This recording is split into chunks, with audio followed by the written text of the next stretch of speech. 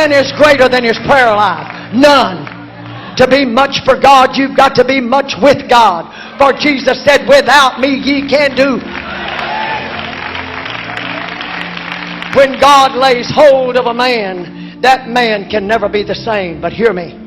When a man lays hold dreadfully on God in the Spirit, groaning, God will say, let me alone. You're getting to me. You're troubling me. You're changing my mind. God said, I'm seeking for those kind of men. I sought for those kind of men. I found him. Elias was that kind of man. Moses was that kind of man.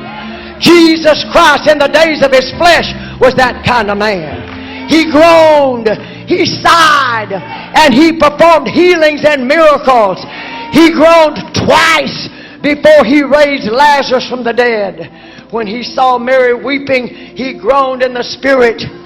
But when he met death head on, he groaned, the Bible said, in himself. Himself, the eternal Spirit, the Almighty, the Creator, the I Am, groaned. And then he cried, Lazarus, come forth. And he that was dead and stinking came to life again. A man with these dimensions and challenge and can challenge and change a generation. Paul changed the history of the Mediterranean and left a bigger print than Greece, Rome, or Egypt left. They could not stop him or his message. It got past Caesar's secret service. The gates of hell could not and did not prevail against Paul. He said, the gospel I preach, he called it his gospel 5 times. He said it can shake and topple, but it cannot be shaken or destroyed. It's invincible, indestructible, unconquerable.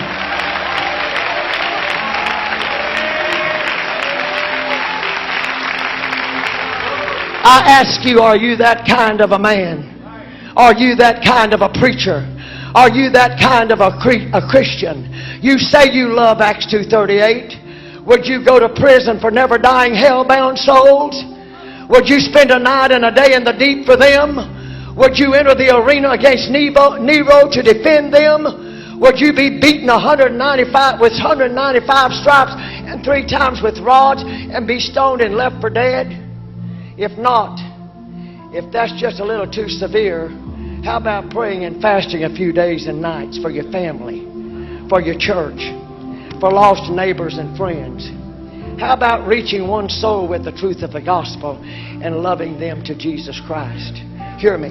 A generation of preachers and churches of this caliber will rescue this generation from the greedy mouth of a burning hell and bring the revival we're all dying for. And if there are any of that caliber here, you better look out, devil. Look out.